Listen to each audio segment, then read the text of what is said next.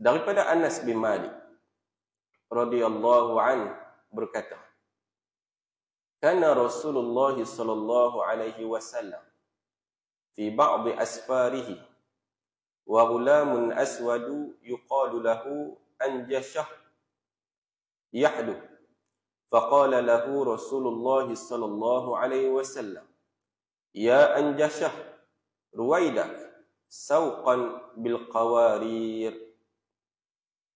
Yang bermaksud pernah satu ketika Rasulullah sallallahu alaihi wasallam pada sebahagian safarnya, pada sebahagian perjalanannya bersama seorang budak berkulit hitam, iaitu hamba lah. Ya, hamba ni yang menunjukkan jalan, yang menjadi, kita kata, sebagai driver lah, pilot, yang dipanggil dengan nama Anjashah. Beliau memacu laju kenderaannya, iaitu ketika mana menaiki unta ni. Maka Rasulullah sallallahu alaihi wasallam bersabda kepadanya, wahai Anjashah, perlahankan kenderaan dan jangan memecahkan qawarir. Ni hadis, tema dia apa? Membawa kenderaan secara laju.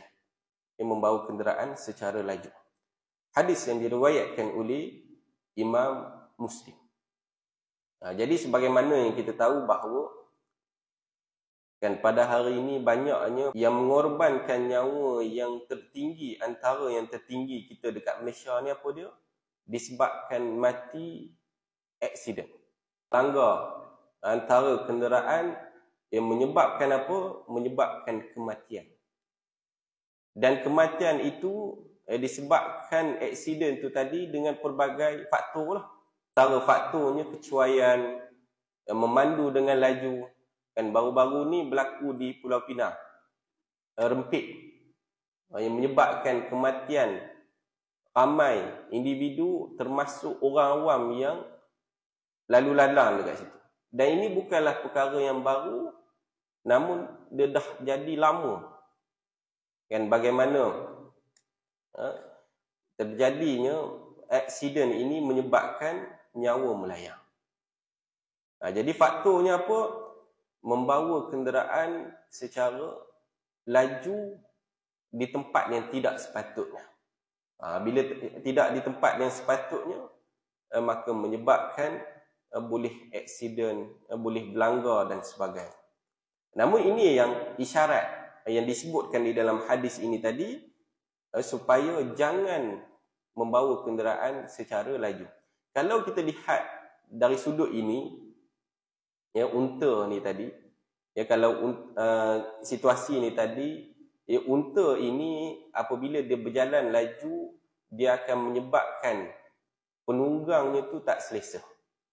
Ya, penunggangnya tak selesa. Ini kita nak bahaskanlah. Namun membawa kenderaan secara laju ni, para ulama tidaklah mengambil hadis ini sebagai istimbat dah, ya, untuk mengharamkan bawa kenderaan laju ni tadi. Banyaklah dalil-dalil yang lain yang memberikan isyarat bahawa membawa kenderaan secara laju dan secara terburu-buru itu haram hukum dia. Itu antaranya apa dia? Dalam ayat berkaitan dengan wala tulqu biaidikum ila tahlukah. Janganlah kamu, diri kamu itu terjebak dengan lembah kebinasaan. Jangan menyebabkan diri itu diletakkan kepada benda-benda yang bahaya. Dan sebagai juga dalam hadis Nabi menyebut la darar wala dirar. Tidak mudarat dan tidak memudaratkan. Jadi apa sahaja yang membawa mudarat, tak kiralah membawa mudarat kepada dirinya dan menjadi penyebab kepada kemudaratan itu, maka itu membawa kepada dosa. Membawa kepada dosa. Jadi itu kebiasaannya apabila berkaitan dengan istimbat daripada itu, hukum membawa laju itu pun ada dia punya peruntukan hukum di dalam Al-Quran dan hadis Nabi sallallahu alaihi wasallam. Baik, siapakah Anjasyah ni? Beliau merupakan sahabat Nabi SAW. Beliau berasal daripada Habsyah dan dikenali sebagai Abu Maryah. Beliau terkenal sebagai seorang yang pandai mengendarai haiwan tunggangan dan mempunyai suara yang unik, yang boleh membuatkan haiwan tunggangan berjalan laju apabila mendengar suaranya bersyair. Jadi Anjasyah ni ia berasal daripada Habsyah, orang berkulit hitam. Jadi dia ni apa? Nabi SAW memberi kepercayaan kepada dia untuk bawa Nabi dan isteri Nabi.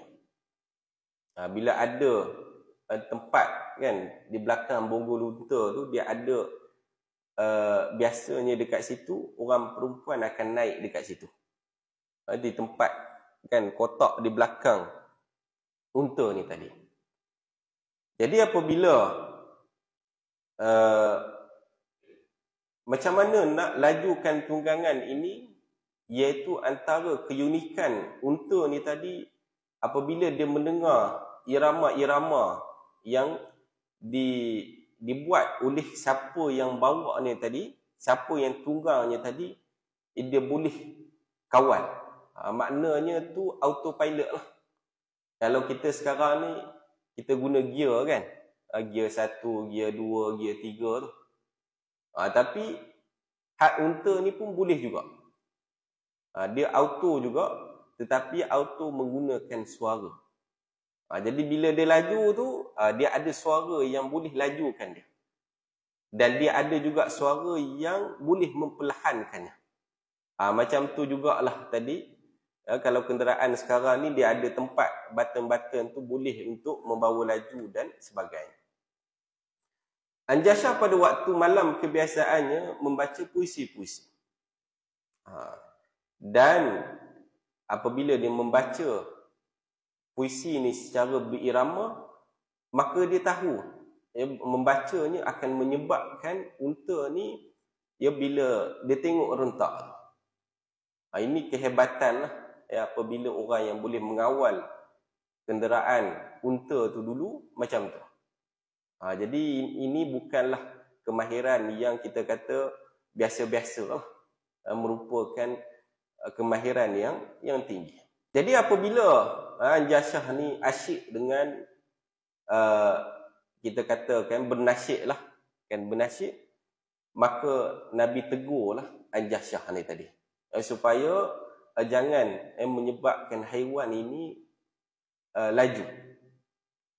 Sebab orang yang menunggangnya tidak selesa. Apatah lagi biasalah, unta ni bukan macam kereta. Kereta ni kita tahu mendata kan. Tetapi unta ni bila dia berjalan laju, maka menyebabkan orang di belakangnya akan terhuyun hayang. Baik, maksud qawarir. Qawarir bermaksud satu benda yang diperbuat daripada kaca. Sama ada pinggan, gelas dan selainnya. Imam An-Nawawi menukilkan beberapa pandangan ulama mengenai wanita dinamakan qawarir kerana lemahnya sifat mereka disamakan dengan qarurah. Jadi sifat yang lemah lembut itu menjadi ibarat yang disebutkan Nabi SAW. Kerana lemah lembutnya para wanita itu, maka Nabi menyebut adanya qawarir, simbolik kepada wanita itu. Apabila kalau lelaki ni dia kasar lah, kan, lelaki ni dia kasar, dia naik unta, dia naik kuda, dia naik apa semua, dia lasak.